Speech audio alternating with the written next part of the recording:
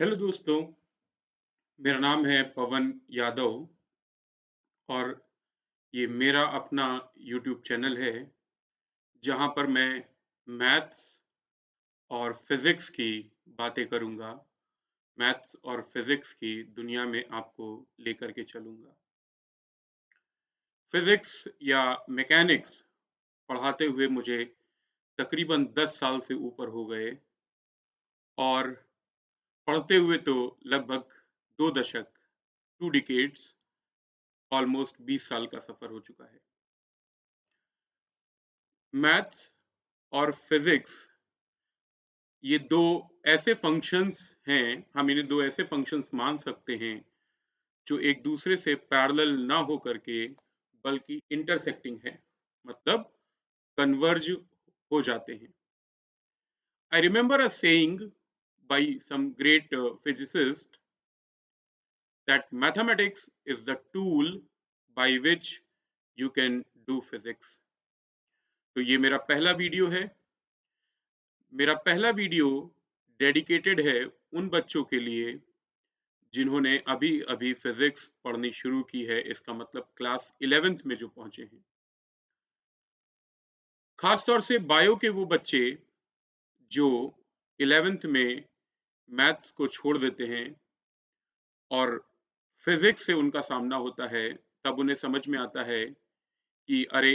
इसमें तो बहुत सारी मैथमेटिक्स लग रही है, कहीं ऐसा तो नहीं कि मुझे मैथ्स ही लेना चाहिए था।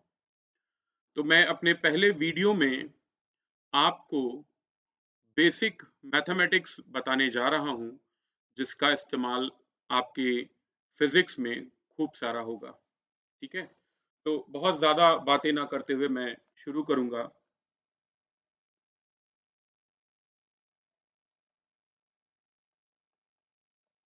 बेसिक मैथमेटिक्स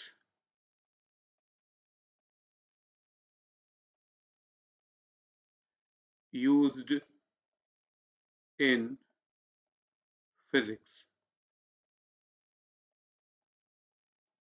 वैसे तो मैथ्स की लगभग हर ब्रांच का यूज़ फिज़िक्स में होता है, फिर वो चाहे अलजेब्रा हो, ट्रिग्नोमेट्री हो, कोऑर्डिनेट ज्योमेट्री हो या कैलकुलस हो। लेकिन सबसे ज़्यादा घबराते बच्चे हैं कैलकुलस के इस्तेमाल से। जब कभी कैलकुलस का इस्तेमाल होता है, तो बच्चे थोड़ा-सा घबरा जाते हैं, ख़ास तौर से बायो बैकग्राउंड के। क्योंकि अलजेब्रा, कोऑर्डिनेट ये सब 10th के सिलेबस में भी है, तो थोड़ा काम चल जाता है, ट्रिग्नोमेट्री भी है, काम चल जाता है, लेकिन कैलकुलस जहाँ पर आती है, वहाँ पर बच्चे थोड़ा-सा डर जाते हैं। तो मैं अपने पहले वीडियो में कैलकुलस के बारे में ही बताऊँगा कि वो फिज़िक्स में कहाँ-कहाँ इस्तेमाल होती है और कैसे-कैसे इस्तेमाल होती है। देखिए,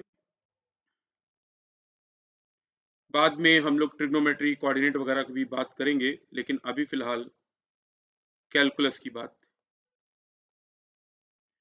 कैलकुलस में 2 चीज़ें हैं, पहली है differentiation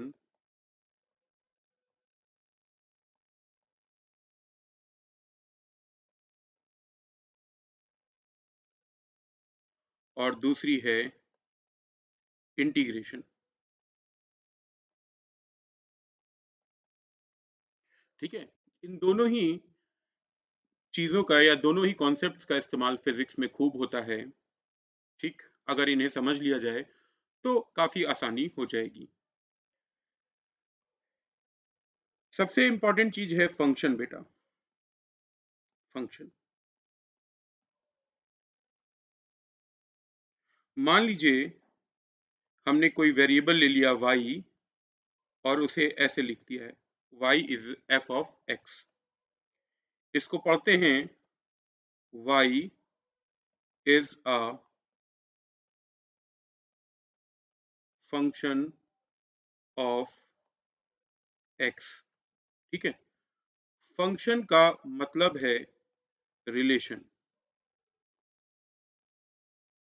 it means that somehow y is related to x। ये x और y दो वेरिएबल हैं, ठीक है? ये दो वेरिएबल हैं।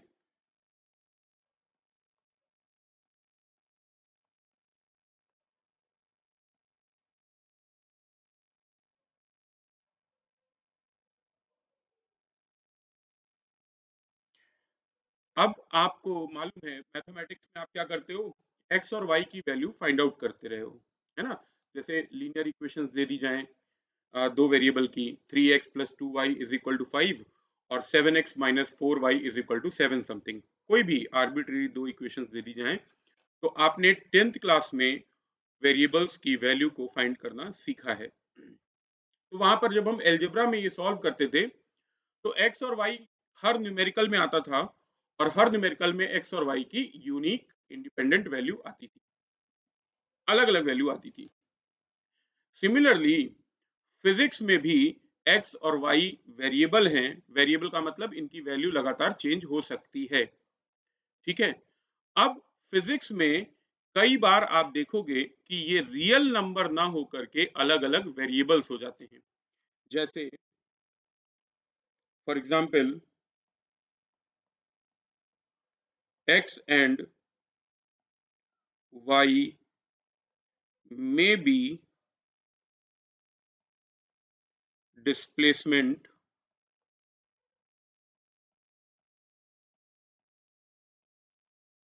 and time, ठीक है। खासतौर से काइनेमेटिक्स में ये डिस्प्लेसमेंट और टाइम हो सकता है। एक और बात मैं यहाँ बताता चलूं कि डिस्प्लेसमेंट दो तरीके के होते हैं। पहला है ट्रांसलेटरी डिस्प्लेसमेंट या डिस्प्लेसमेंट इन ट्रांसलेशन, और दूसरा है एंगुलर मोशन का।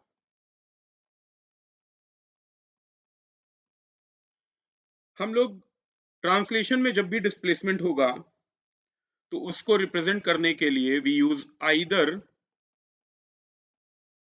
एक्स और एस, ये कोई सिंबल यूज कर लेते हैं, चाहे एक्स यूज कर लीजिए चाहे एस यूज कर लीजिए। और एंगुलर मोशन में displacement is generally represented by symbol theta. तो एस एक्स थीटा और ये क्या हो जाएगा, time. Similarly your X and Y may be velocity and time, हो सकता है ये वेलोसिटी हो जाए और दूसरा वेरिएबल क्या हो जाए, टाइम। जैसे मैथ्स में एक्स और वाई हो रहा है ना, तो यहां पर वेलोसिटी और टाइम भी हो सकता है। वापस से वेलोसिटी में बी वी ट्रांसलेशन में और एंगुलर मोशन में ओमेगा, ठीक है। जबकि टाइम का रिप्रेजेंटेशन टी से किया जाता है हमेशा। इसके अलावा दे में बी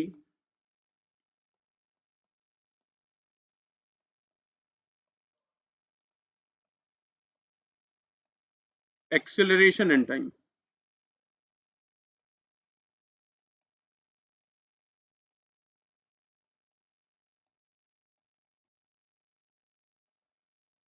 ए और alpha. What is a, linear acceleration.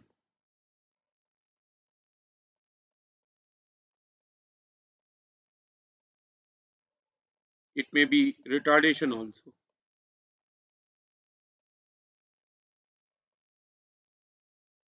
और टी आपको मालूम है। तो काइनेमेटिक्स में एक्स और वाई क्या क्या हो सकता है, it may B displacement and time, velocity and time, acceleration and time, ठीक है।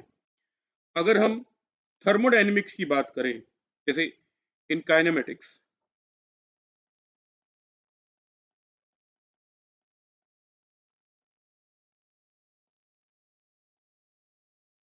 अगर हम बेटा थर्मोडायनेमिक्स की बात करें,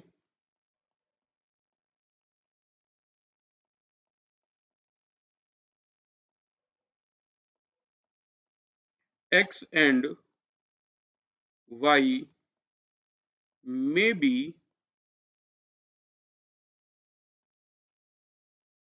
pressure and volume,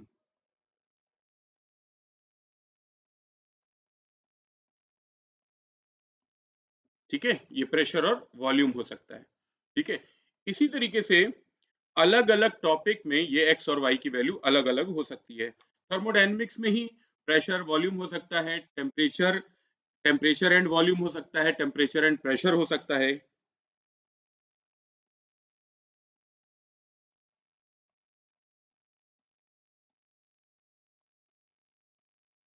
they may be temperature and pressure और टेम्परेचर एंड वॉल्यूम, कुछ भी हो सकता है। तो पूरी फिजिक्स में पहली बात तो ये समझिए कि वेरिएबल क्या क्या है। काइनेमेटिक्स में मैंने आपको बता दिया, it may B displacement and time, velocity and time, acceleration and time. Thermodynamics में प्रेशर एंड वॉल्यूम हो सकता है, टेम्परेचर एंड प्रेशर हो सकता है, टेम्परेचर एंड वॉल्यूम हो सकता है। ठीक है, जब आप बहुत आगे चले जाते हैं थर्मोडायनेमिक्स में, तब वहां पर एक टर्म इंट्रोड्यूस हो जाता है एंट्रोपी। तो टेम्परेचर एंड एंट्रोपी भी वहां पर वेरिएबल लिए जा सकते हैं। खैर, अभी 11th क्लास में इतना डिटेल में नहीं है एंट्रोपी वगैरह। तो हमने लिखा था y is a function of x। अब बात समझिए, इस x को हम बोलते हैं इंडिपेंडेंट वेरिएबल, इंडिपेंडेंट वेरिएबल। और y को कहा जाता है बेटा dependent variable.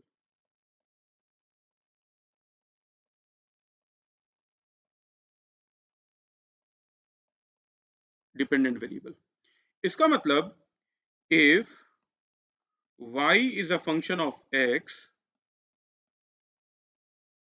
then variable y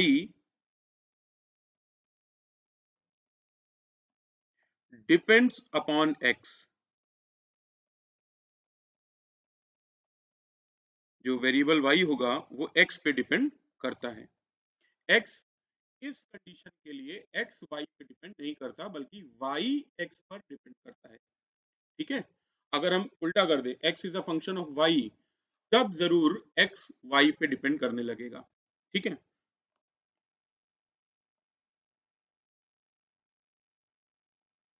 अब कोऑर्डिनेट ज्योमेट्री में आपने ये पढ़ा होगा कि इसको बोलते हैं एब्सिसा। हिंदी मीडियम के बच्चे इसे भुज के नाम से जानते हैं, और इस एक्सिस को हम बोलते हैं ऑर्डिनेट, इसे कोटि के नाम से जानते हैं। ठीक है, एब्सिसा एंड ऑर्डिनेट। जब भी हम लिखते हैं y is a function of x, तो यहां पर इंपॉर्टेंट बात यह है कि independent variable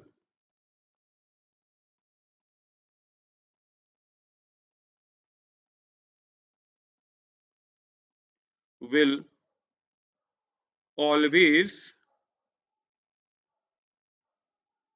exist on abscissa. किसी भी फंक्शन में बेटा जो इंडिपेंडेंट वेरिएबल होगा वो हमेशा एब्सिसा पर आएगा, और डिपेंडेंट वेरिएबल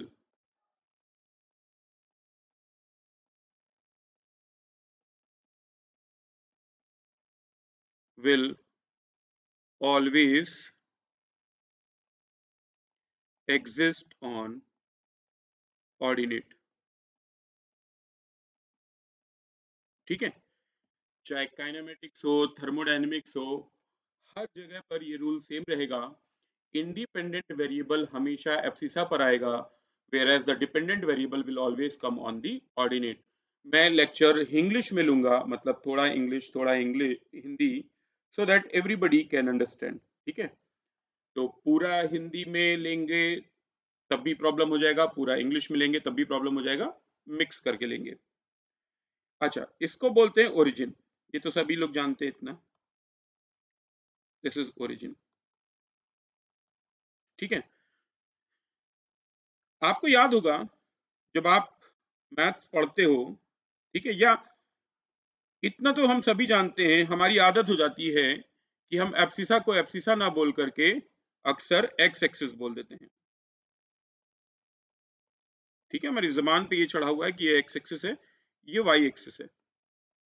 ठीक है, ऐसा हम इसलिए बोलते हैं क्योंकि 98% सवालों में हमारे लिए function y will be a function of x होता है। ठीक है, हमारे पास कई बार जो फंक्शन होता है y is a function of x होता है, और x इंडिपेंडेंट वेरिएबल है, x is an independent variable, इसीलिए हम लोग 98% केसेस में एब्सिसा पर x लेते हैं।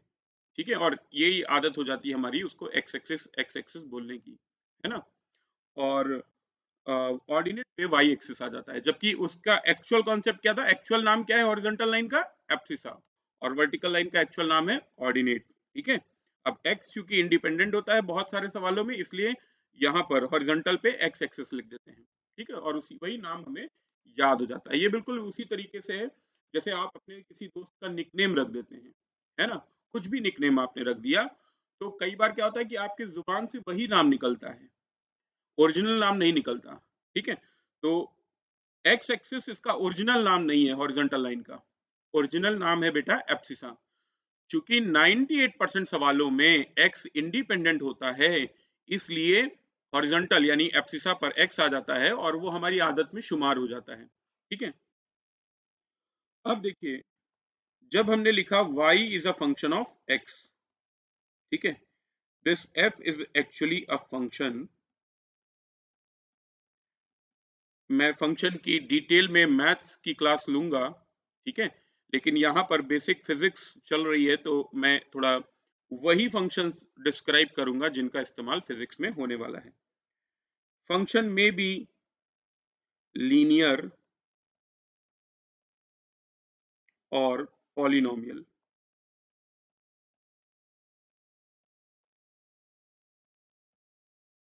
ठीक है, लीनियर फंक्शन क्या होते हैं, in which the power of variable is 1, जहां पर वेरिएबल्स की पावर कितनी हो 1, उनको हम लोग लीनियर फंक्शन बोलते हैं। जबकि पॉलिनोमियल फंक्शन क्या होंगे, the power of variable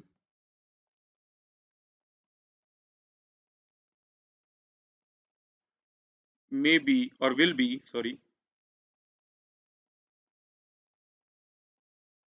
greater than 1, 1 से बड़ी होती है। It may be 2, it may be 3, 4 something. इसके दो बहुत इंपॉर्टेंट एग्जाम्पल हैं जो ज्यादातर इस्तेमाल होते हैं। पहला है क्वाड्रेटिक और दूसरा है क्यूबिक। क्वाड्रेटिक में पावर कितनी होती है, 2, and in the cubic the power of variable is 3।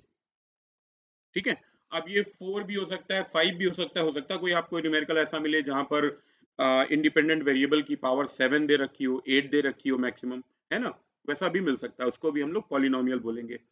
लेकिन ज्यादातर मैं बोल रहा हूँ कि क्वाड्रेटिक और क्यूबिक मिलते हैं। इसके बाद जो फंक्शन हमें यूज होता है वो ट्रिग्नोमेट्रिक फंक्शन यूज होते हैं। ट्रिग्नोमेट्रिक फंक्शंस, ट्रिग्नोमेट्रिक में आपको मालूम है साइन है, कॉस है, टेन है, और इसके इनवर्स हैं, कॉसेक, सेक और कॉट एटसेट्रा। ठीक है, तो जैसे मैंने दे दिया कि भाई y is sine of x, तो ये कैसा फंक्शन हो गया, ट्रिग्नोमेट्रिक फंक्शन हो गया, y is a trigonometric function of x। ठीक है, it may B y is cos x, तो यहां पर भी क्या हो गया, ट्रिग्नोमेट्रिक फंक्शन हो गया। ट्रिग्नोमेट्रिक फंक्शन आपको मिलेंगे जब कभी एसएचएम हो रहा होगा, सिंपल हार्मोनिक मोशन हो रही होगी, तब आपको जनरली ट्रिग्नोमेट्रिक फंक्शन मिलेंगे। ठीक है, बाकी जगह पर लीनियर या पॉलिनोमियल मिलेंगे काइनेमेटिक्स में बेसिकली। जैसे मोशन इन स्ट्रेट लाइन की हम बात करेंगे या एंगुलर मोशन की बात कर देंगे, तो वहां पर लीनियर या पॉलिनोमियल मिलते हैं। एग्जाम्पल देखिए, डिस्प्लेसमेंट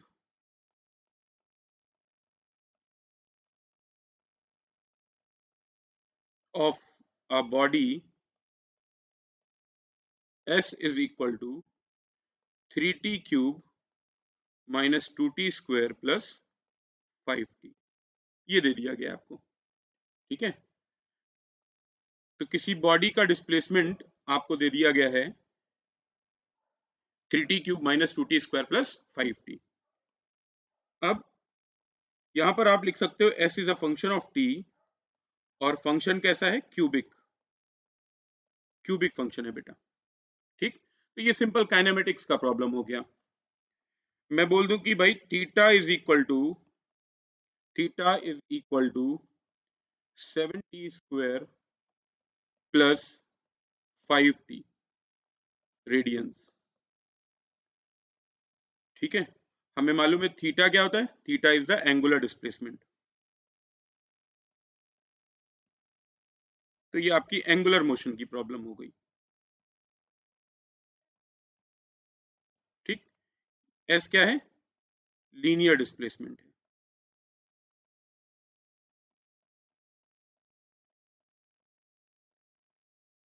लीनियर डिस्प्लेसमेंट है, तो it may be a problem of translatory motion और एंगुलर मोशन।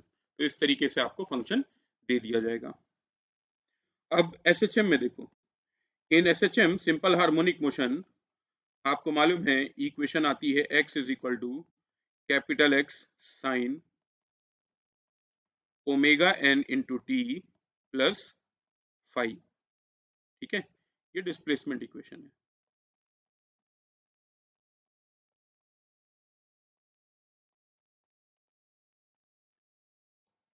सो सिंपल हार्मोनिक मोशन में डिस्प्लेसमेंट इक्वेशन आती है x sine omega N T plus five. यहाँ पर साइन की जगह कॉस भी हो सकता है, cos omega N T plus five हो सकता है, sine omega N T minus five हो सकता है, cos omega N T minus five भी हो सकता है। एनीवेज, तो यहां पर देखो बेटा x is a function of time, और ये फंक्शन कैसा है, ट्रिग्नोमेट्रिक फंक्शन है।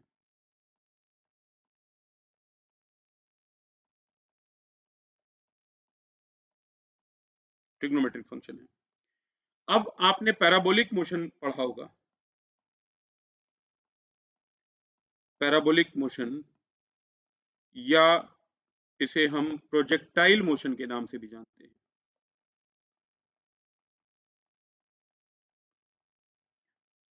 मैं इसको डिराइव भी करके दिखाऊंगा इंट्रोडक्टरी क्लास में, सिर्फ इतना बता दे रहा हूं कि वहां पर जब आप देखोगे तो y is a function of X square आता है।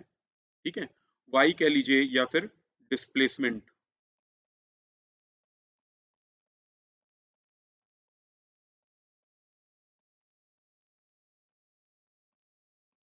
Displacement of an object comes as a function of X square. ठीक है, एक्स स्क्वायर का मतलब कैसा फंक्शन हो गया, ये क्वाड्रेटिक फंक्शन हो गया।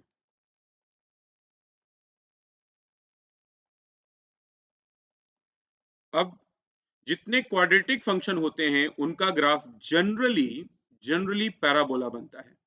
ठीक है, अगर एक ही वेरिएबल की पावर टू है, मतलब दो वेरिएबल हैं y और x, इसमें से सिर्फ एक वेरिएबल की पावर टू है, तो उनका ग्राफ पैराबोला बनता है।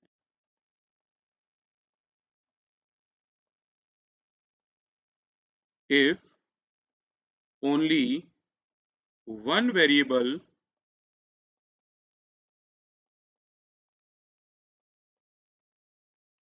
one variable's power is x, किसी एक ही वेरिएबल की, सॉरी, पावर इज टू, किसी एक ही वेरिएबल की पावर अगर टू है तो उसका ग्राफ कैसा बनता है, पैराबोला बनता है। अगर x और y दोनों की पावर टू है, the graph may be ellipse, it may be a circle, और it may be a hyperbola, अगर दोनों की पावर टू आ जाती है। ठीक है, लेकिन ज्यादातर सवालों में आप देखोगे कि y will be a function of X square और पैराबोला ग्राफ आएगा। ठीक है, y square is a function of X square के न्यूमेरिकल्स बहुत ज्यादा फिजिक्स में इस्तेमाल नहीं होते हैं। जहां कहीं इस्तेमाल होगा तो वहां मैं आपको जरूर बता दूंगा। अब देखिए, every function, every mathematical function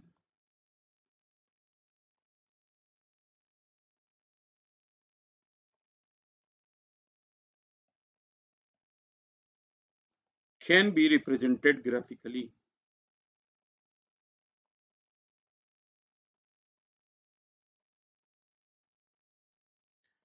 दुनिया के हर मैथमेटिकल फंक्शन का ग्राफ हम बना सकते हैं। बहुत सिंपल लेवल के ग्राफ आपके सिलेबस में हैं जो फिजिक्स पढ़ रहे हैं बच्चे, जैसे पैराबोला का आना चाहिए आपको, स्ट्रेट लाइन का आना चाहिए, सर्कल का आना चाहिए, साइन का आना चाहिए, कॉस का आना चाहिए। और जो मैथ्स के बच्चे हैं उनको तो बहुत सारे ग्राफ्स पढ़ने होते हैं। ठीक है, बहुत सारे graph, greatest integer function, least integer function, logarithmic function, exponential function, उन सभी का ग्राफ पढ़ना होता है। ठीक है, लेकिन फिजिक्स में आपको सिर्फ किसका किसका ग्राफ आना चाहिए? स्ट्रेट लाइन, सर्कल, पैराबोला और sine and cos X, sine and cos.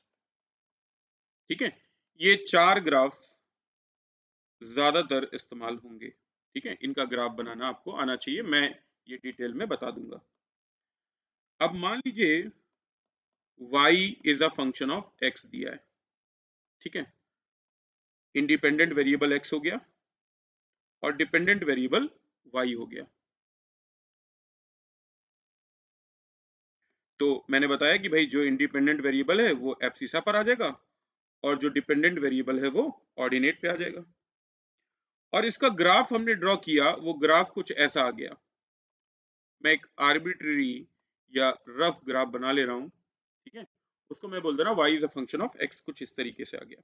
ठीक, जब भी कभी ग्राफ ड्रॉ होगा तो उस ग्राफ की दो चीजें होंगी बेटा, आपको उस ग्राफ के दो चीजों पर अटेंशन फोकस करना होता है। पहला है स्लोप ऑफ द ग्राफ।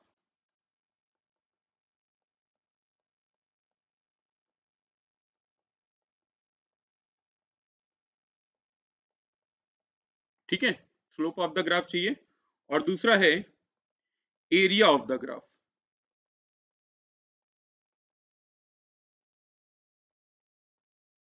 ठीक है, एरिया ऑफ द ग्राफ, ये दो चीजें हमारे काम की हैं। ठीक, मैं दोनों को डिटेल में आपको बताने जा रहा हूं। पहली बात तो समझिए कि स्लोप क्या होता है।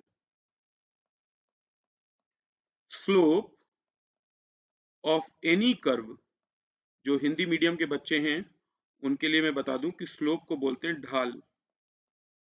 ठीक है, ढाल।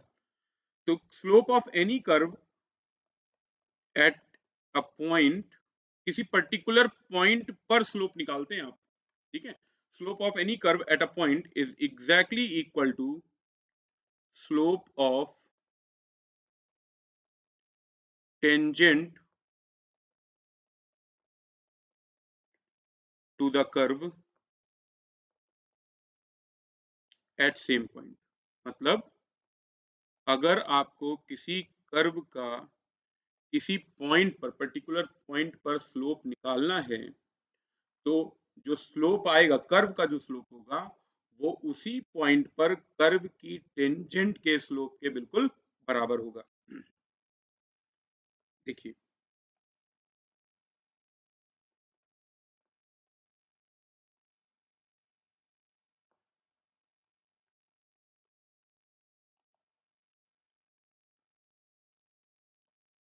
मान लीजिए मैं यहां पर स्लोप निकालना चाहता हूं।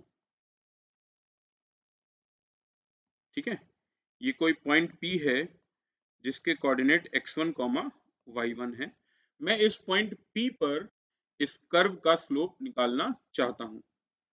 तो अभी अभी मैंने बताया कि भैया किसी पॉइंट पर किसी कर्व का जो स्लोप होता है वो उसकी टेंजेंट के स्लोप के बिल्कुल बराबर होता है। ठीक है, टेंजेंट होती है स्पर्श रेखा,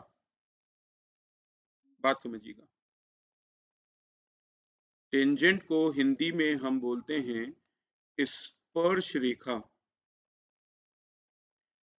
अब थोड़ा सा क्लियर होगा। स्पर्श रेखा सॉरी, स्पर्श रेखा का मतलब a line which touches the curve, जो उस कर्व को टच कर रही होगी।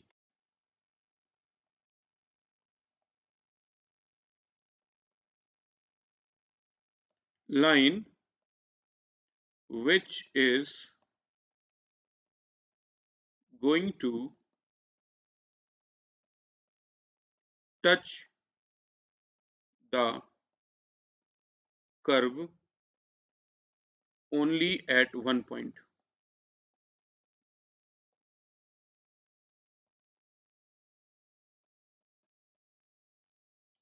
किसी एक पर्टिकुलर पॉइंट पर उसको टच कर रही होगी, उसी को टेंजेंट कहते हैं।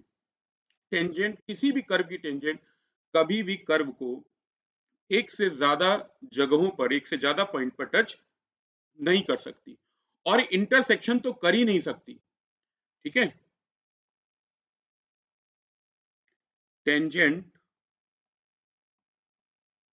Of the curve can not intersect with the curve at all।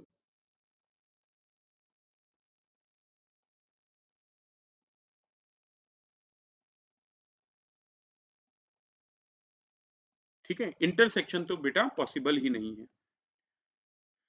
तो देखिए, मैं इसकी टेंजेंट ड्रॉ कर रहा हूं।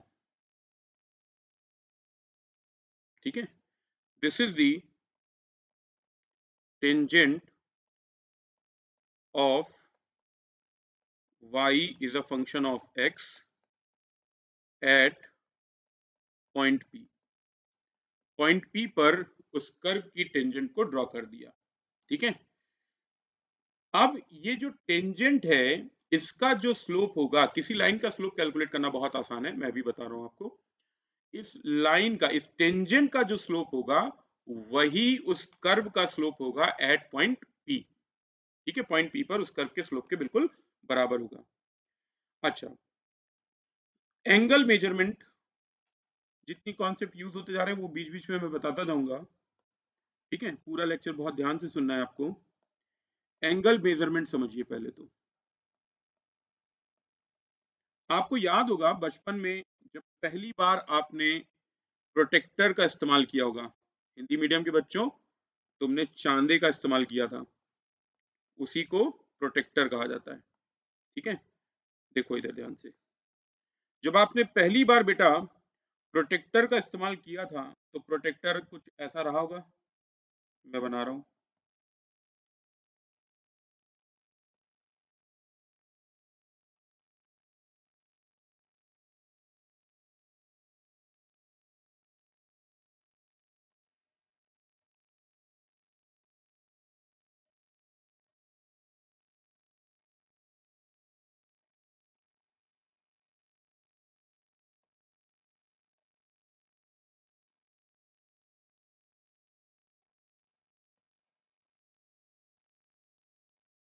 ये सारे पॉइंट्स समझने वाले हैं। प्रोटेक्टर कुछ ऐसा था, 0 डिग्री, 10, 20, 30, 60, 90, 120, 150 और 180। अगर आपके पास प्रोटेक्टर रखा हो तो आप अभी उसको देख भी सकते हैं। और यहीं से रिवर्स भी शुरू हो गया था, 0 डिग्री, देन 10, 20, फिर उसके बाद 50, 90, और यहां तक गया था वो 180 तक। ठीक है, तो अगर मैं कहूं आपसे कि एंगल 30 डिग्री बनाना है आपको, ठीक है, 30 डिग्री बनाना है, तो आप क्या करते थे? आप सिंपल एक लाइन ड्रॉ करते थे, सिंपल एक लाइन ड्रॉ करते थे, उसके बाद प्रोटेक्टर को रखते थे और 30 पे एक पॉइंट लगा लेते थे और वहां तक की लाइन ड्रॉ कर देते थे। ठीक है भाई, ऐसे ही तो एंगल ड्रॉ करते थे 30 डिग्री, है ना? यही बेसिक था। अब फंडामेंटल देखिए, जब आपने 30 डिग्री ड्रॉ किया, so you have drawn 30 degree in the anti clockwise direction. आप एंटी क्लॉकवाइज डायरेक्शन में 30 डिग्री ड्रॉ करें, है ना? यहीं से उसका लॉ आता है, एंगल मेजरमेंट का लॉ आता है, काउंटर क्लॉकवाइज और anti clockwise angle measurement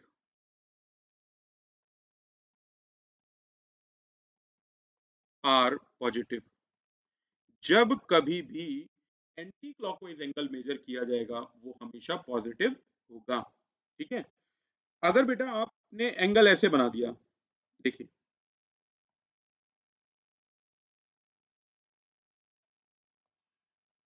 suppose कहीं पर एंगल इस तरीके से बन रहा है, तो ये एंगल कैसा हो गया, क्लॉकवाइज हो गया। ठीक है, और हम बोलते हैं clockwise angle measurement is negative. Clockwise angle measurement क्या होगा, निगेटिव होगा।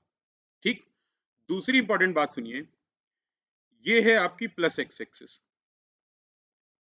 ठीक, तो प्लस एक्स एक्सिस में जब कभी एक्यूट एंगल बनेगा, प्लस एक्स एक्सिस से जब कभी एक्यूट एंगल बनेगा, एक्यूट एंगल का मतलब न्यून कोण, न्यून कोण का मतलब लेस देन 90 डिग्री।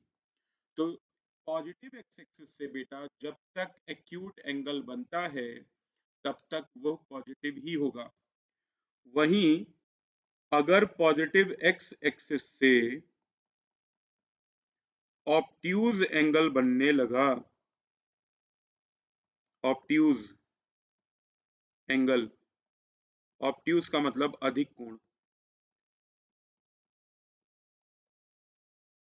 तो हम उसे निगेटिव कंसीडर करते हैं। ठीक है, क्यों, क्योंकि उस समय वो माइनस एक्स एक्सिस से क्लॉकवाइज बना रहा होता है एंगल। ठीक है, तो ये फंडामेंटल है एंगल मेजरमेंट का। ठीक, अब यही यूज होगा। यहां पर आइए,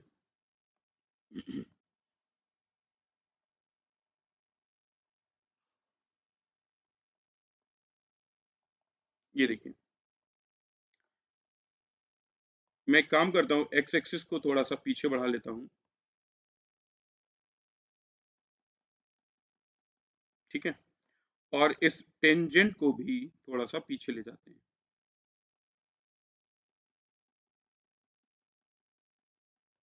ठीक, so this is our plus x axis, और ये देखो बेटा, ये प्लस एक्स की डायरेक्शन से, प्लस एक्स की डायरेक्शन से कैसा एंगल बन रहा है, एंटी क्लॉकवाइज बन रहा है।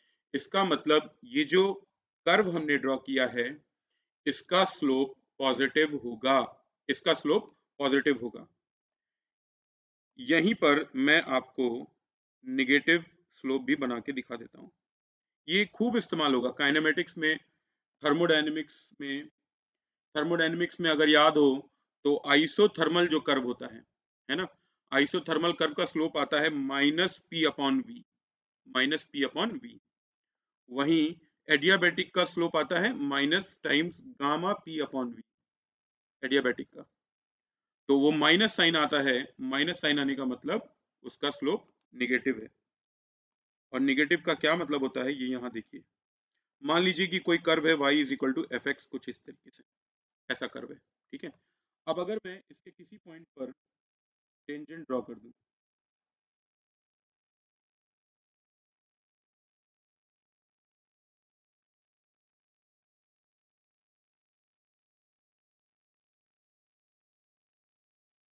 ठीक, अगर हम टेंजेंट ड्रॉ कर दें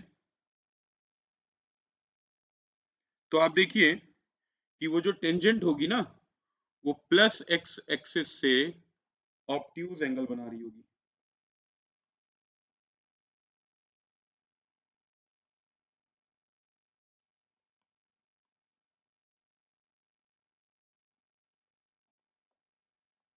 so this is plus x से ऑब्ट्यूज एंगल बन रहा होगा। या अगर आप इस डायरेक्शन से देखोगे, क्लॉकवाइज एंगल मेजर किया गया है, तो ये क्या होगा, slope, slope will be negative, जबकि यहां पर स्लोप विल बी पॉजिटिव। ठीक है, slope will be positive. Slope of a line m is equal to tan theta, वो जितना एंगल बना रही है उसका tan हम कैलकुलेट कर लेते हैं, that will be the slope. ठीक है, थीटा हमने कैलकुलेट कर लिया है, थीटा हमें पता चल गया, उसका जब tan निकाल लेंगे तो that will be the slope of the line. अच्छा, मैथमेटिक्स में, मैथमेटिक्स से हमको ये पता चलता है कि slope of any curve y is a function of x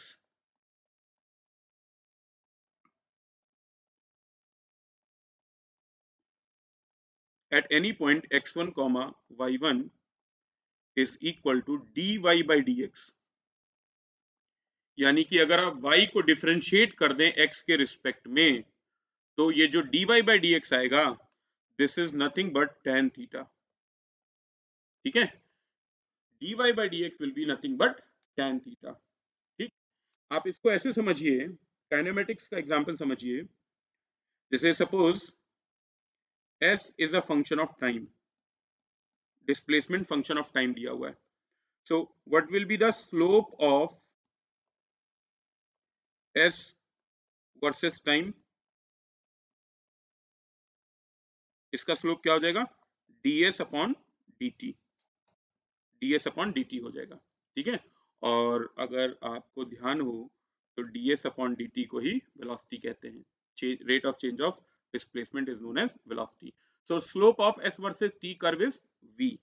similarly अगर आप एंगुलर मोशन में जाएं, थीटा वर्सेस t कर्व दिया हुआ है, मान लीजिए, मैं एग्जांपल दिखाऊंगा आपको, तो वहां पर d थीटा बाई dt आता है, और d थीटा बाई dt को हम बोलते हैं ओमेगा। ठीक है, similarly if we look at the velocity which is a function of time, तो slope of v versus t curve जो आएगा वो क्या हो जाएगा बेटा? dv अपॉन dt,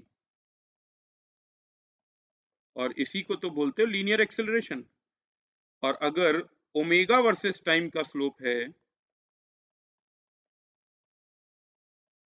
तो इसको बोला जाता है d omega by d t which is equal to alpha, angular acceleration alpha. ठीक है, इसके बाद थर्मोडायनेमिक्स में जब हम जाते हैं,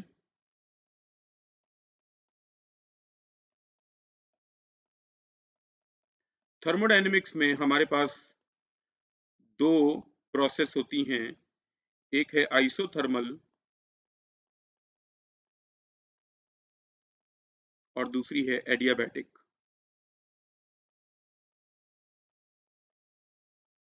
आइसोथर्मल की इक्वेशन होती है PV is equal to constant. भाई आइडियल गैस में PV is equal to N R T है, so since T is constant, isothermal में टेम्परेचर क्या होता है? कांस्टेंट। आइसोथर्मल टेम्परेचर कांस्टेंट हो जाता है। So if n is constant, number of mole is constant, universal gas constant is again constant, temperature is also constant, तो यहां से pv बराबर क्या आ जाता है? Constant. pv is equal to constant equation आ जाती है आइसोथर्मल की। और एडियाबैटिक की इक्वेशन होती है बेटा pv raised to the power gamma is equal to constant।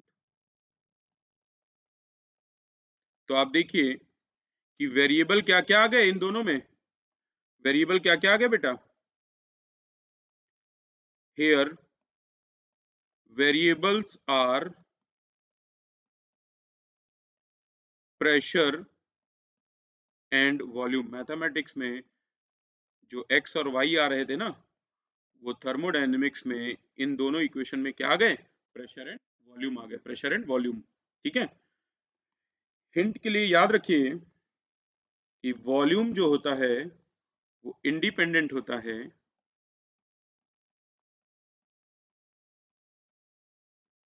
And the pressure is a dependent variable.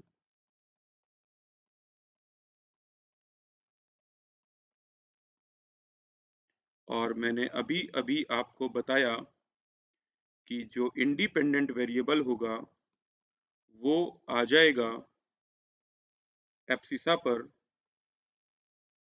और जो डिपेंडेंट वेरिएबल होगा वो आ जाएगा ऑर्डिनेट पर। तो प्रेशर यहाँ पर आता है और वॉल्यूम यहाँ पर आता है। ठीक है, इस तरीके से कुछ बनता है। Coordinate, thermodynamic coordinate system PV होता है। ठीक है, अब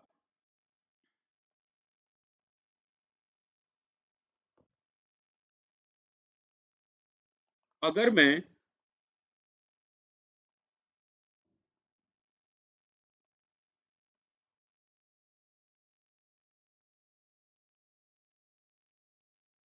आइसोथर्मल बना दूं,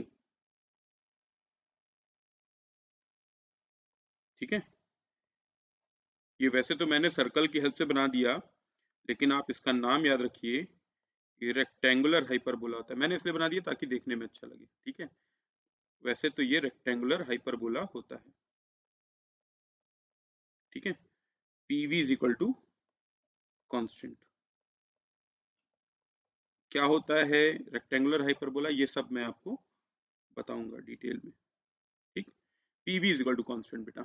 ठीक, आप फिलहाल ये समझिए कि इसकी इक्वेशन अगर मुझे लिखने को कही जाए तो मैं बोल दूंगा pressure is a function of volume, और इक्वेशन क्या है, PV is equal to constant. ठीक है, मैथमेटिक्स का वही फंडामेंटल कॉन्सेप्ट कि भैया किसी पॉइंट पर अगर आपको उस कर्व का स्लोप चाहिए, ठीक है, तो आप क्या करिए, उसकी टेंजेंट को ड्रॉ कर दीजिए। टेंजेंट को ड्रॉ कर दीजिए। ठीक है, टेंजेंट ऑफ द कर्व। अब ये टेंजेंट देखो इस डायरेक्शन से, है ना, माइनस एक्स वाली डायरेक्शन से कैसा एंगल बना रही है, क्लॉकवाइज। इसका मतलब स्लोप कैसा होगा, निगेटिव होगा, निगेटिव स्लोप। और अगर तुम प्लस एप्सिसा से चेक करना चाहते हो, प्लस वी से, तो ये ऑब्ट्यूज एंगल है। और अगर पॉजिटिव से ऑब्ट्यूज एंगल बनता है तब भी स्लोप कैसा होता है, निगेटिव होता है। Slope will be negative. ठीक, मैथ्स में मैंने बताया था कि स्लोप क्या होता है, slope of y is a function of x, इसका स्लोप क्या होगा, इज dy by dx, है ना। इंडिपेंडेंट वेरिएबल नीचे आएगा और डिपेंडेंट वेरिएबल ऊपर आएगा। सिमिलरली अगर मैं आपसे पूछूं कि बताओ बेटा, slope of pressure is a function of volume, देखो वॉल्यूम एब्सिसा पर आया है, तो वॉल्यूम क्या हो जाएगा, इंडिपेंडेंट वेरिएबल हो जाएगा, इंडिपेंडेंट वेरिएबल। और प्रेशर क्या होगा, डिपेंडेंट वेरिएबल।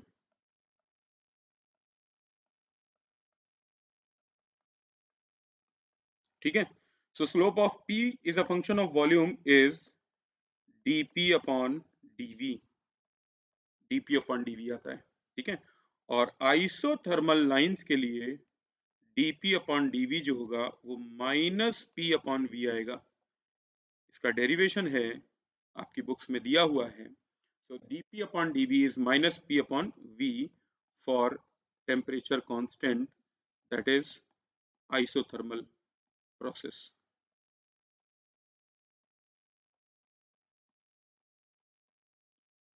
ठीक है, वहीं अगर आप एडियाबैटिक की बात करो,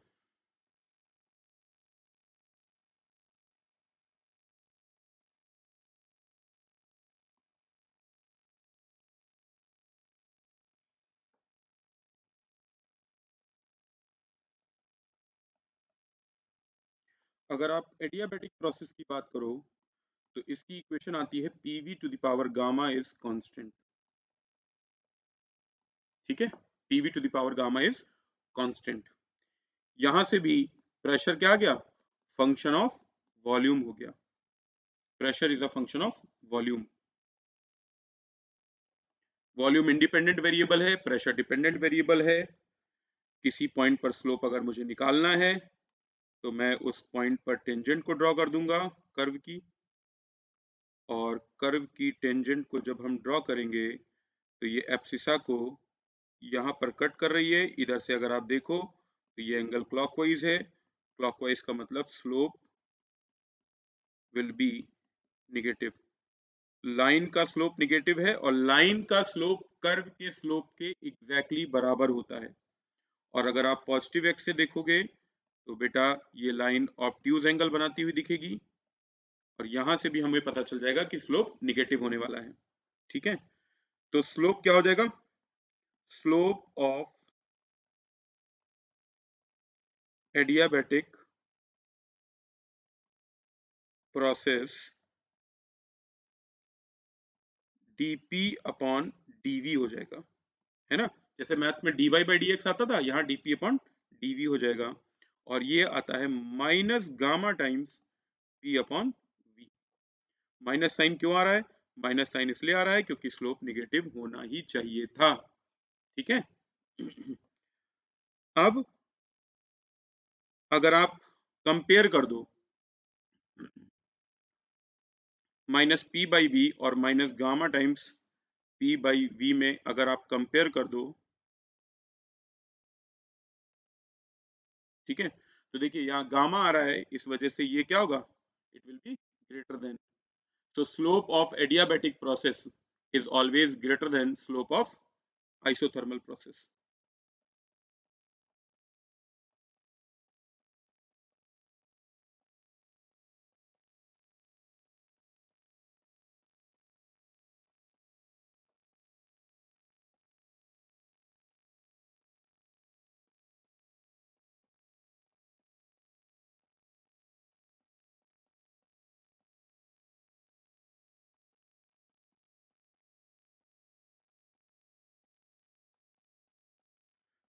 So कहने का मतलब ये है कि किसी भी फंक्शन का स्लोप निकालने के लिए हमें डिफरेंशिएशन का सहारा लेना पड़ता है। ठीक है, डिफरेंशिएशन का इतना ही इम्पोर्टेंस है आपके लिए फिजिक्स में कि स्लोप निकालना होगा आपको।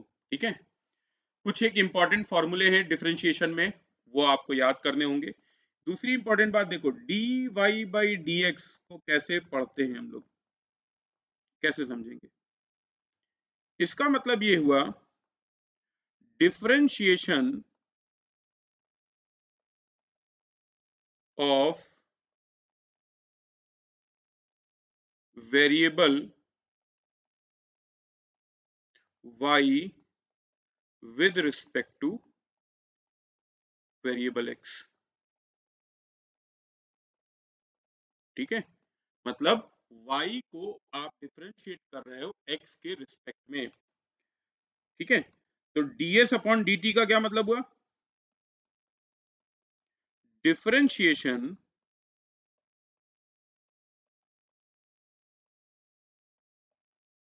Of s with respect to time t। ठीक है, कुछ एक बेसिक फॉर्मूलाज हैं जिनको आपको हमेशा याद रखना होगा। जैसे पहला है derivative of D by d x of any constant. किसी भी कांस्टेंट को जब हम डिफरेंशिएट करते हैं किसी भी वेरिएबल के रिस्पेक्ट में, ये हमेशा जीरो होगा। ठीक है, so differentiation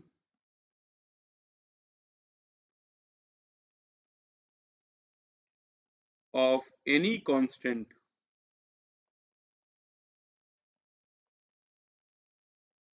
with respect to any variable, कोई भी वेरिएबल ले लो, चाहे x ले लो या x की जगह पर टाइम ले लो, ठीक है, या वॉल्यूम ले लो, ठीक है, कोई भी वेरिएबल ले लो बेटा, अगर आप कांस्टेंट को डिफरेंशिएट कर रहे हो, differentiation of any constant with respect to any variable will always be zero, आपको हमेशा जीरो मिलेगा।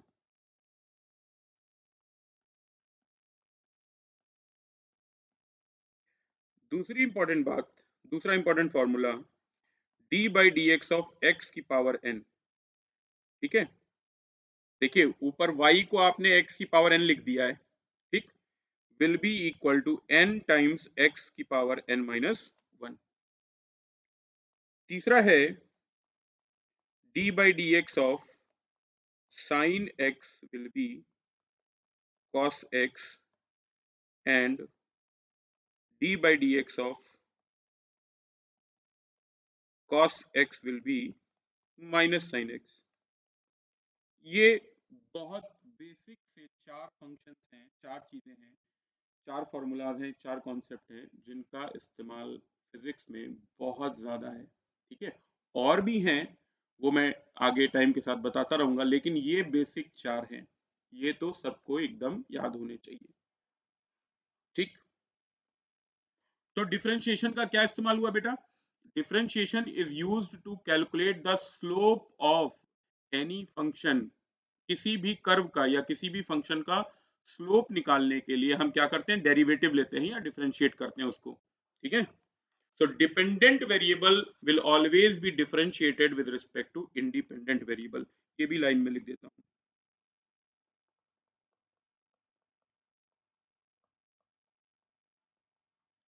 dependent variable will always be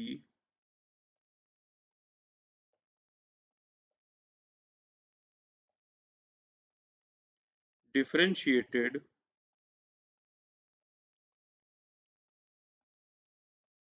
with respect to independent variable.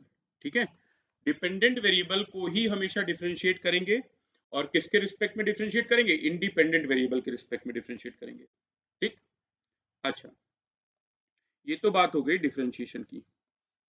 अब आते हैं इंटीग्रेशन पर। इंटीग्रेशन का मतलब समझो पहले तो। मैथ्स में आपने सबसे पहले समेशन सीखा था। अरे जब बहुत छोटे थे तब से समेशन करना आता था। ठीक है, समेशन करना सीख रहे हो तुम। जैसे कोई भी दो नंबर है, मान लीजिए एक मैं 10 ले लेता हूं और दूसरा 5 ले लेता हूं। भाई जब क्लास फर्स्ट में थे या सेकंड में थे या थर्ड में थे, तो याद करो यही तो सीखा था। तब आपने क्या किया था? 10 plus 5 is equal to 15। 20 and 30 ले लेता हूं, तो आपने कहा था sir 10 plus 20 is equal to 50। ठीक, ये सीखा था आपने समेशन। ये तो हो गई बहुत छोटे बच्चों की बात। फिर जब आप थोड़ा सा बड़े हुए, खासतौर से 9th और 10th में, ये इंट्रोड्यूस हो जाता है कॉन्सेप्ट सिग्मा का। सिग्मा का कॉन्सेप्ट इंट्रोड्यूस हो जाता है, इसको हम लोग सिग्मा बोलते हैं।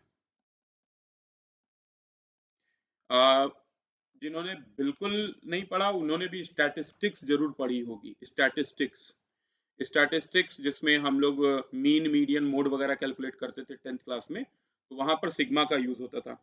आप याद कीजिए, सिग्मा एफ जब लिखते थे तो हम क्या कहते थे? Sigma f is equal to F1 plus F2 plus F3 and so on.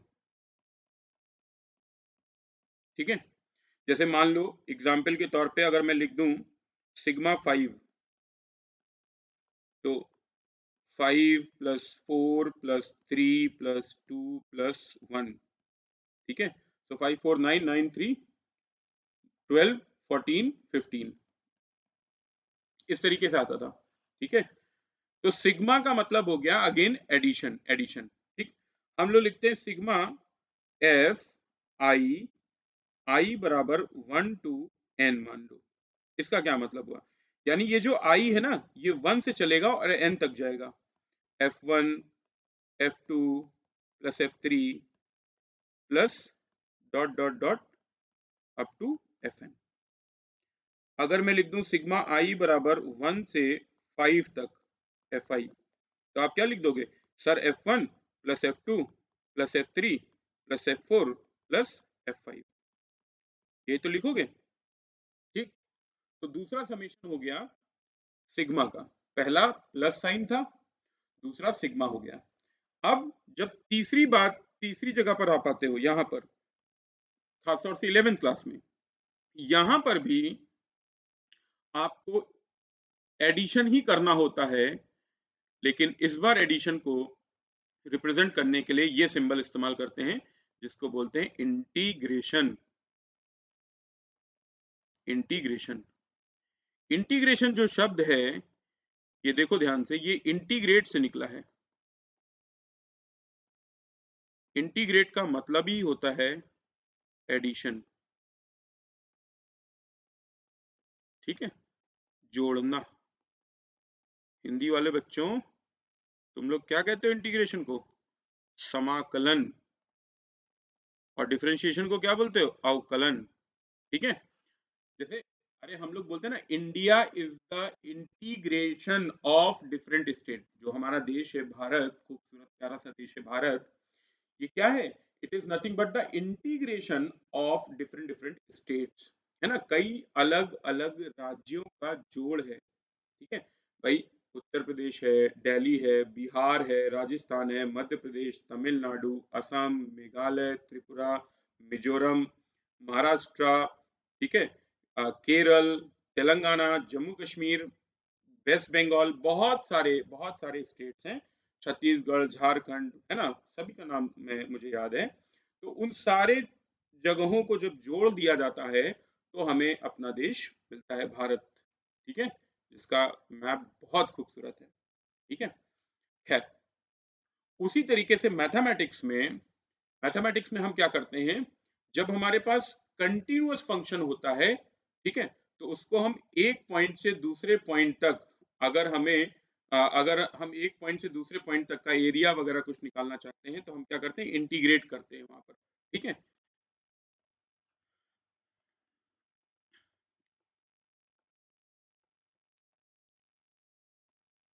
So integration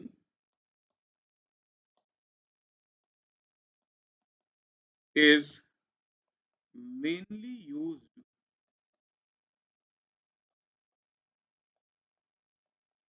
to calculate the area under the curve y is equal to fx।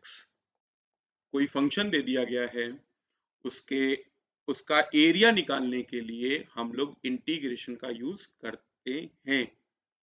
तो सबसे इंपॉर्टेंट है फंक्शन, फंक्शन के बाद इंपॉर्टेंट है, सबसे important क्या है बेटा? फंक्शन को समझना। फंक्शन के बाद उसका ग्राफिकल रिप्रेजेंटेशन इंपॉर्टेंट है, यानी कि ग्राफ। ग्राफ बनाते ही दो चीजें आएंगी, एक होगा स्लोप और दूसरा होगा उसका एरिया। तो स्लोप, किसी पॉइंट पर स्लोप निकालने के लिए हम क्या यूज करेंगे? डिफरेंशिएशन का यूज करेंगे। वहीं पर अगर हमको एरिया निकालना होगा तब हम इंटीग्रेशन का यूज करेंगे, ठीक। ये बात समझो मोटा मोटा, ठीक है। अब मान लीजिए कि मैंने कोई प्लेन ले लिया एक्स वाई, बहुत ध्यान से अब देखिएगा, एक्स वाई ले लिया और इसमें यही कर्व है, y is a function of x। हम क्या करेंगे, हम इस कर्व को प्रोजेक्ट करेंगे। I am going to project this curve on the x axis,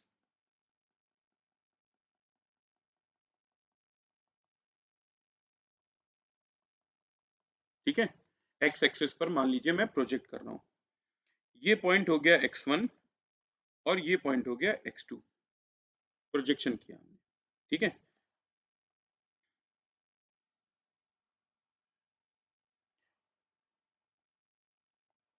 आप इसको x एक्सिस पर प्रोजेक्ट कर सकते हो और अगर चाहो तो आप इसे y पर भी प्रोजेक्ट कर सकते हो,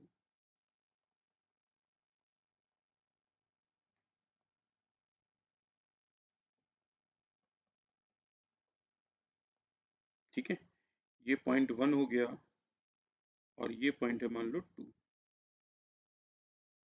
और जब भी मैं ये लिख रहा हूँ आपके दिमाग में ये बात पैरेलल में चलनी चाहिए कि काइनेमेटिक्स में ये s वर्सेस टाइम हो सकता है, डिस्प्लेसमेंट वर्सेस टाइम हो सकता है, वेलोसिटी वर्सेस टाइम हो सकता है, एक्सेलरेशन वर्सेस टाइम हो सकता है, थीटा वर्सेस टाइम हो सकता है, एंगुलर डिस्प्लेसमेंट वर्सेस टाइम हो सकता है, एंगुलर वेलोसिटी वर्सेस टाइम हो सकता है, एंगुलर एक्सेलरेशन वर्सेस टाइम का ग्राफ हो सकता है, थर्मोडायनेमिक्स में प्रेशर वर्सेस वॉल्यूम का ग्राफ हो सकता है, प्रेशर वर्सेस टेम्परेचर का ग्राफ हो सकता है, वॉल्यूम वर्सेस टेम्परेचर का ग्राफ हो सकता है। ठीक है, तो ये बहुत सारे पॉसिबिलिटीज हैं। तो मैं कह रहा हूं कि भाई आप इसको दो तरीके से प्रोजेक्ट कर सकते हो, या तो एक्स एक्सिस पे प्रोजेक्ट कर दो या फिर वाई एक्सिस पे। प्रोजेक्शन का सिंपल सा कॉन्सेप्ट ये है कि मान लीजिए ये मेरा मोबाइल है, ठीक है, और इसको मुझे यहाँ पर अपने चेस्ट पर प्रोजेक्ट करना है। ठीक, प्रोजेक्शन को समझो। तो मैं क्या करूंगा कि इस इस पे अगर मैं टॉर्च लगाऊं, ठीक है, रोशनी डालूं, तो क्या होगा, यहाँ पर मेरे चेस्ट पर इसकी परछाई आ जाएगी, शैडो आ जाएगी। ठीक, वही होता है प्रोजेक्शन। दूसरे आसान भाषा में समझो कि अगर मैं यहां से, ठीक है, इसके एजेस से अपने चेस्ट पर लाइन ड्रॉ कर दूं, ठीक है, लाइन ड्रॉ कर दूं इसके एजेस से। जैसे अगर मैं ये स्केल ले लूं, तो देखो यहां से ये स्केल को मान लो लाइन है, तो इस तरीके से मैंने एक लाइन ड्रॉ कर दी अपने चेस्ट पर, और यहां पर ऐसे ड्रॉ कर दी, ठीक, फिर नीचे ड्रॉ कर दी। तो क्या होगा कि मेरे चेस्ट पर उसका प्रोजेक्शन आ जाएगा। ठीक, तो हम क्या कर रहे हैं, कर्व को प्रोजेक्ट कर रहे हैं। I am projecting the curve either on the x axis और वाई एक्सिस। ठीक है, एक्स या वाई एक्सिस पर प्रोजेक्शन कर रहे हैं। ठीक, ये जो एरिया आया है बेटा 1 से 2 के बीच में, I am interested in calculating this area. मैं इस एरिया को कैलकुलेट करने में इंटरेस्टेड हूं। क्यों इंटरेस्ट है मेरा, वो मैं अभी आपको बताऊंगा। ठीक है, तो देखिए एक बड़ा आसान तरीका है। आप क्या करिए कि 1 से 2 के बीच में जो एरिया है ना, इसको हम पतली पतली स्ट्रिप में डिवाइड कर लेते हैं।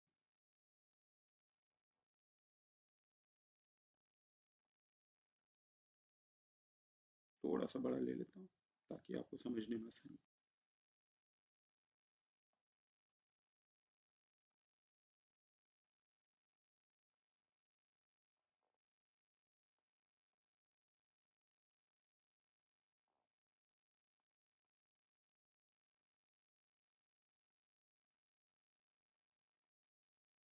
इसको मैं स्ट्रिप में,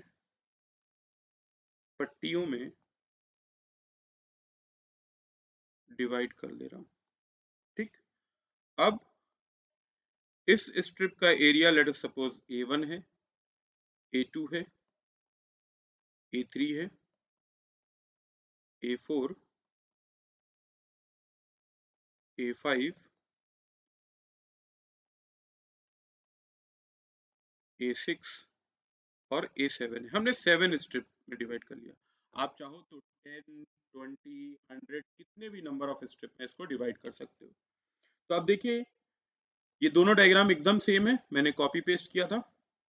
सो A can be written as A1 plus A2 plus A3 plus A4 plus A5 plus A6 plus A7।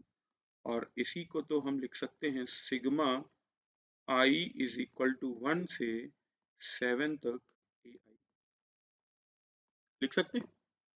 ठीक है, एक और तरीका है, देयर इज वन मोर वे।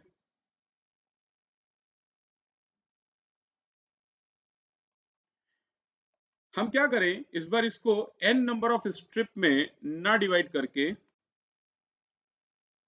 एक ही स्ट्रिप ले लेते हैं। हमने एक स्ट्रिप ले ली बेटा, और इस एक स्ट्रिप का एरिया हमने मान लिया DA। जब भी D लगेगा तो इसका मतलब चीजें बहुत छोटी हो जाएंगी, DA ले लिया। ठीक है, अब आप बहुत ध्यान से देखिएगा, A can be written as integration of DA। DA को अगर हम इंटीग्रेट कर दें, DA को अगर हम इंटीग्रेट कर दें तो भी हमको A मिल जाएगा। कंडीशन ये है कि DA को हम 1 से 2 के बीच में इंटीग्रेट करें। ठीक है, हमें ये प्रॉपरली बताना होगा कि कहां से कहां तक इंटीग्रेट करना चाहते हैं, ठीक है। तो 1 से 2 तक अगर हम इंटीग्रेट कर दे तब भी हमें क्या मिल जाएगा, एरिया ए मिल जाएगा। तो इंटीग्रेशन कुछ कुछ सिग्मा जैसा काम करेगा, सिग्मा जैसा काम करेगा।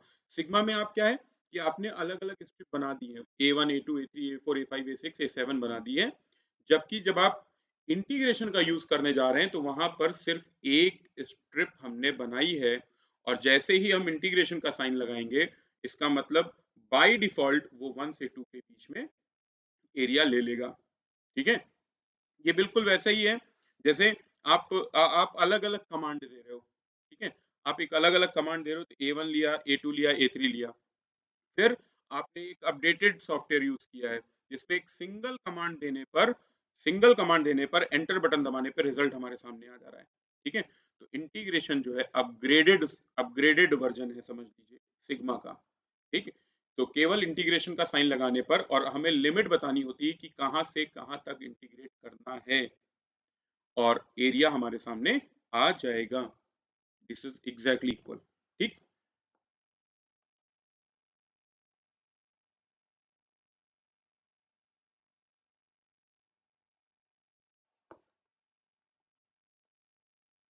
अब इसकी कहानी समझो।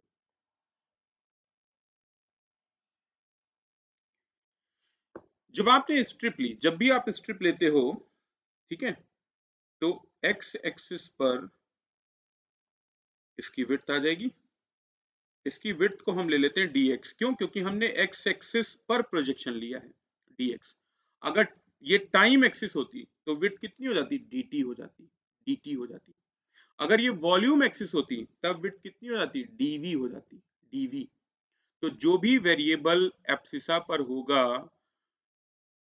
ग्राफ को एब्सिसा पर प्रोजेक्ट किए जाने पर जो स्ट्रिप की विड्थ लोगे वो वही इंडिपेंडेंट वेरिएबल या एब्सिसा वाले वेरिएबल का डी होगा, ठीक है।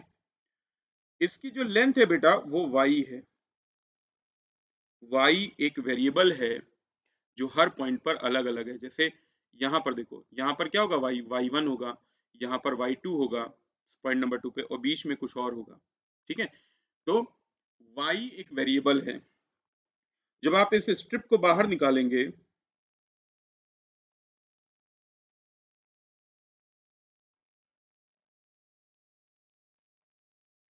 तो ये कुछ ऐसी दिखेगी आपको,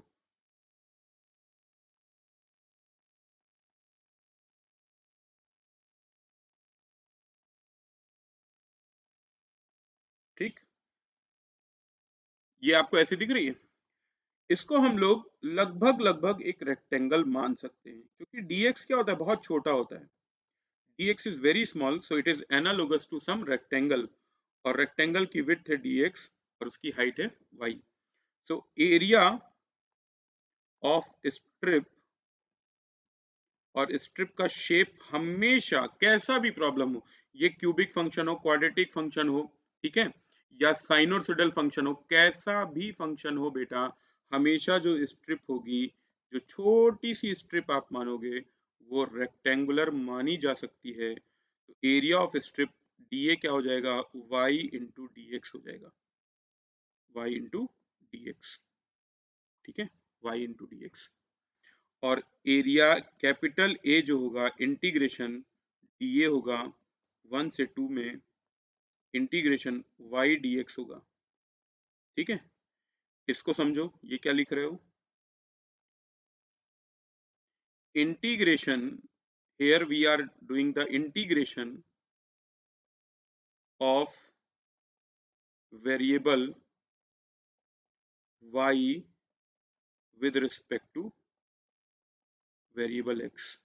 और फिर से मैं दोहरा दूं, ये वेरिएबल आपके डिस्प्लेसमेंट और टाइम हो सकता है, वेलोसिटी और टाइम हो सकता है, एक्सेलरेशन और टाइम हो सकता है, ये प्रेशर एंड वॉल्यूम हो सकता है, प्रेशर एंड टेम्परेचर हो सकता है, वॉल्यूम एंड टेम्परेचर हो सकता है, थीटा एंड टाइम हो सकता है, ओमेगा एंड टाइम हो सकता है, अल्फा एंड टाइम हो सकता है, मतलब बहुत जगहों पर इसका इस्तेमाल होगा, ठीक है।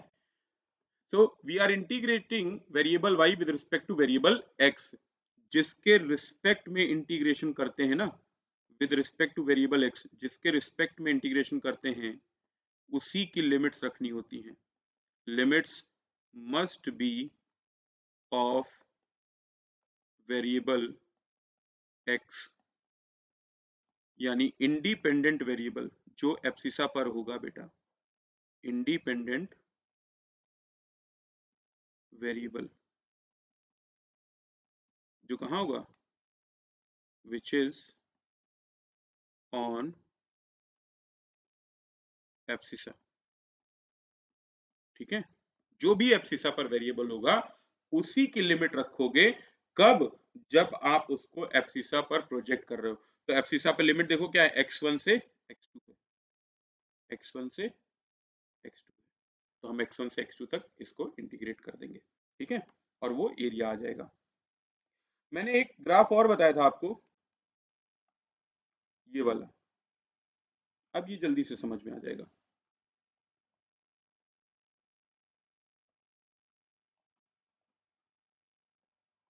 ये देखो, इस बार हमने ग्राफ को कहां प्रोजेक्ट किया है, वाई एक्सिस पर। y is a function of x is being projected on y axis। जब आप इसको y एक्सिस पे प्रोजेक्ट करोगे तब आपको क्या करना होगा, एक स्ट्रिप फिर से एज्यूम करनी होगी। हम एक स्ट्रिप एज्यूम कर रहे हैं,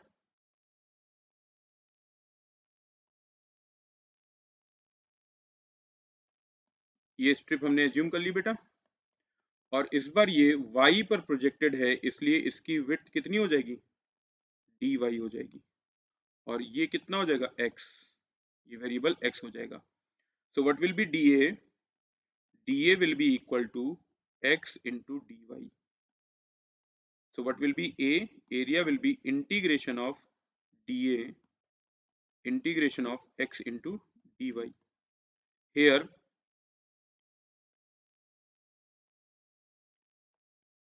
और एक और चीज, हाँ ठीक है, y is a function of x ही लिखा है, ठीक। Here x will be integrated with respect to y। ठीक है, तो अब आप इंडिपेंडेंट वेरिएबल को डिपेंडेंट वेरिएबल के रिस्पेक्ट में इंटीग्रेट कर रहे हो, तो क्या करेंगे, हम इक्वेशन को चेंज कर देंगे। मान लीजिए आपकी इक्वेशन दे रखी है y is equal to x cube. ठीक है, तो ऐसा करने के लिए सबसे पहले क्या करना पड़ेगा, x should be equal to y to the power 1/3, ऐसे बनाना पड़ेगा। ठीक है, तभी आप इंटीग्रेशन कर पाओगे। ठीक, x dy, और इस बार लिमिट किसकी हो जाएंगी, y की लिमिट होंगी बेटा, y की लिमिट होंगी y2 और y1, y2 से y1 तक इंटीग्रेट कर देंगे। ठीक है, 99% सवालों में मैं एक छोड़ दे रहा हूं, ठीक है, कहीं ऐसा हो सकता है, वैसे फिजिक्स में तो नहीं होता, मैथ्स में तो होता है, हम लोग करते हैं। 100% सवालों में आपको इंटीग्रेशन ऐसे ही करना होता है, projecting the curve on the abscissa, abscissa पर प्रोजेक्ट करके ही करना होगा। मैंने इसलिए बता दिया ताकि आपको डाउट कभी ना हो कि कहाँ प्रोजेक्ट करें, कैसे प्रोजेक्ट करें, या क्यों प्रोजेक्ट कर रहे हैं। ठीक है, दूसरी इंपॉर्टेंट बात, whenever you are differentiating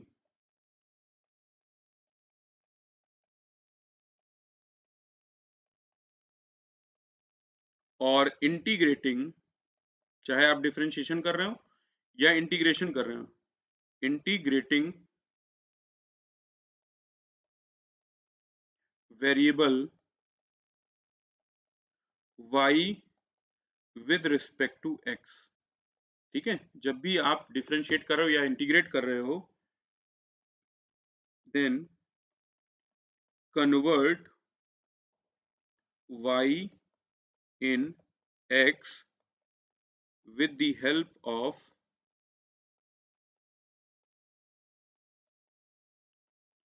given function y is f of x। ठीक है, तो जो भी फंक्शन आपको दिया होगा उसकी हेल्प से आप y को x में कन्वर्ट कर लेंगे, और तभी डिफरेंशिएशन या इंटीग्रेशन करेंगे। ठीक है, ये बेसिक है। मैंने डिफरेंशिएशन के फंडामेंटल फॉर्मूले बता दिए थे जो इस्तेमाल होने वाले हैं। अब मैं इंटीग्रेशन का बताने जा रहा हूँ। इंटीग्रेशन में भी मान लीजिए कि आपको dx को इंटीग्रेट करना है, ठीक है, 1 है यहाँ पर, तो इसको हम लिख सकते हैं x टू द पावर 0 बेटा। किसी भी नंबर की, किसी भी नंबर की, चाहे रियल हो इमेजिनरी हो, अगर उसकी पावर 0 हो जाती है तो उसका मतलब 1 हो जाता है। ठीक है, so it will be equal to x plus constant. देखिए x की पावर n का इंटीग्रेशन होता है x की power n plus 1 divided by n plus 1 plus constant.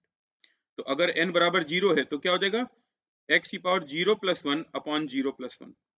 फिर से देखो, if n is equal to 0 तो क्या हो जाएगा इंटीग्रेशन, x की पावर 0 इंटू डी एक्स बराबर x की power 0 plus 1 upon 0 plus 1 plus constant.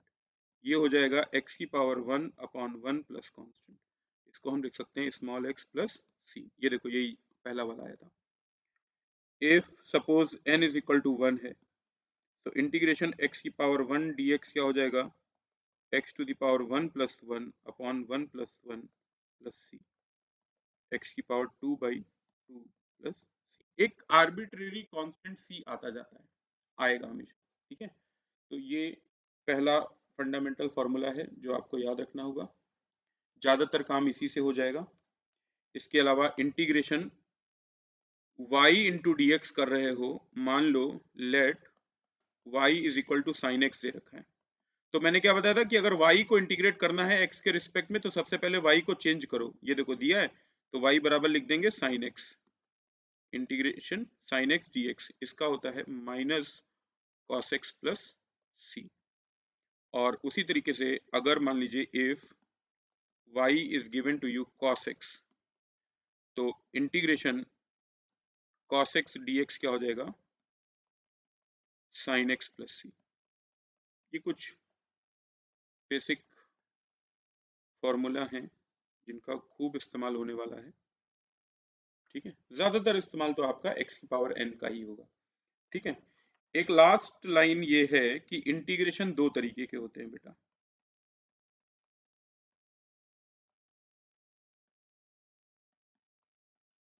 एक होता है इनडेफिनेट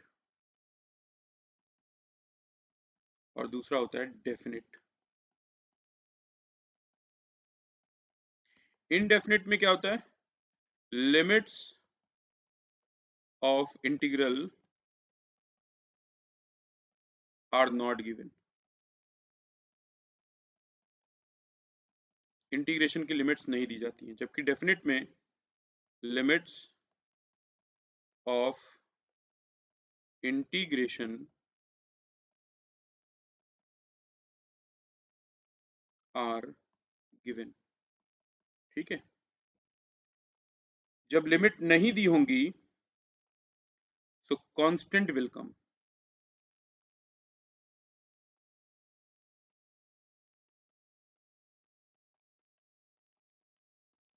कांस्टेंट आ जाएगा, जबकि डेफिनेट में constant C will not come. ये जो हम लोग बार बार फॉर्मूले में सी लिख रहे हैं ना, ये नहीं आएगा। ठीक है, ये नहीं आएगा। मान लीजिए let integration f x d x is capital F x. ठीक है, ऐसा मान लिया हमने।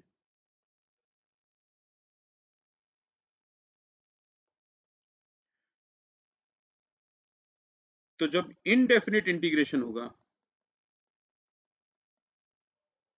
तब क्या लिखेंगे, integration f x d x, इसको प्रॉपरली क्या लिखना होगा, एफ ऑफ एक्स प्लस सी, ये लिखना होगा कैपिटल एफ एक्स। जैसे मान लीजिए साइन एक्स है बेटा, तो साइन एक्स का इंटीग्रेशन क्या हो जाएगा, कॉस एक्स प्लस सी। लेकिन अगर मान लीजिए डेफिनिट है,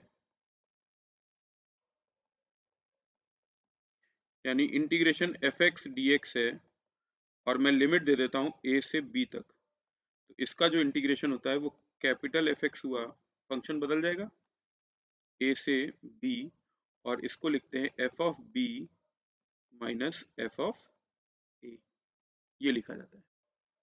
ठीक है, फॉर एग्जाम्पल एक एग्जाम्पल लेके दिखाता हूँ मैं आपको। Suppose y is equal to x square, ठीक है, y is equal to x square, upper limit 3 दे रखी है और लोअर लिमिट 2 दे रखी है। मान लो ये कोई सवाल है, तो integration y into d x, जब x के रिस्पेक्ट में इंटीग्रेशन हो रहा है, integrate y with respect to x, so limits must be of x only। जब बेटा x के रिस्पेक्ट में इंटीग्रेट कर रहे हो तो लिमिट भी किसकी होनी चाहिए, x की ही होनी चाहिए। तो x की लोअर लिमिट 2 दे रखी है और अपर 3 दे रखी है, सो ये 2 हो जाएगा, ये 3 हो जाएगा, y इंटू डी एक्स लिखेंगे। अब y को x के फॉर्म में कन्वर्ट करना है, कन्वर्ट करने के लिए यहाँ पर तुम्हें दे रखा है, ये देखो y बराबर एक्स स्क्वायर दिया हुआ है ये, तो हम अब कन्वर्ट कर लेंगे एक्स स्क्वायर डी एक्स। ठीक, हमको मालूम है इंटीग्रेशन ऑफ x की पावर n डी एक्स क्या होता है, x की power n plus one upon n plus one. ठीक है, ये फॉर्मूला होता है, this is the formula we know. तो यहां पर देखो इंटीग्रेशन क्या हो जाएगा, n की जगह 2 दे रखा है ना, तो x की power 2 plus one upon 2 plus one, और लिमिट आ जाएगी 2 से 3, ये आ जाएगा बेटा एक्स क्यूब बाई 3, लिमिट आ जाएगी 2 से 3। अब एक बार हम 3 रखेंगे, x की वैल्यू 3 रखेंगे और फिर माइनस लगाएंगे, फिर x की वैल्यू को 2 रखेंगे, 27/3 माइनस 8/3, ये कितना देगा, 3 विल बी द एलसीएम, तो 27 माइनस 8 19/3 आंसर आ जाएगा। ठीक है, इस तरीके से कैलकुलेट करते हैं। तो मैं ये कह रहा था कि भाई y is equal to f x है ना, एफ एक्स को जब इंटीग्रेट करोगे तो वो x का दूसरा कोई फंक्शन आ जाएगा। जैसे ये स्क्वायर था ना, जब हमने इसको इंटीग्रेट किया तो क्या आ गया, क्यूबिक फंक्शन आ गया, क्यूबिक फंक्शन आ गया। इसीलिए अगर मैं इसको स्मॉल एफ एक्स लिख रहा था तो मैं क्यूबिक को कैपिटल एफ एक्स लिख रहा था। ठीक, तो ये वो बेसिक मैथमेटिक्स है, या कह लीजिए कि यूज ऑफ कैलकुलस है, जो आपको जरूर आनी चाहिए, तब जाकर के फिजिक्स में हम चीजों को बहुत आसानी से समझ सकते हैं। ठीक है, मैं एक एग्जाम्पल के थ्रू काइनेमेटिक्स का एक एग्जाम्पल लूंगा, ट्रांसलेटरी मोशन का और एंगुलर मोशन का। ठीक है, उसके थ्रू आपको डिफरेंशिएशन और इंटीग्रेशन के इस्तेमाल को और भी ज्यादा डिटेल में आसानी से समझाने की कोशिश करूंगा। तो गाइज ये मेरा पहला वीडियो है, आपके जो भी सजेशंस हैं, ठीक है, कैसा लगा वीडियो, ये फीडबैक में मुझे आप बताइए, ज़रूर बताइए। क्या क्या इम्प्रूवमेंट आप चाहते हो वो मुझे बताइए, ताकि अगले वीडियो में हम उसे इम्प्रोवाइज कर सकें। ठीक है, थैंक यू वेरी मच।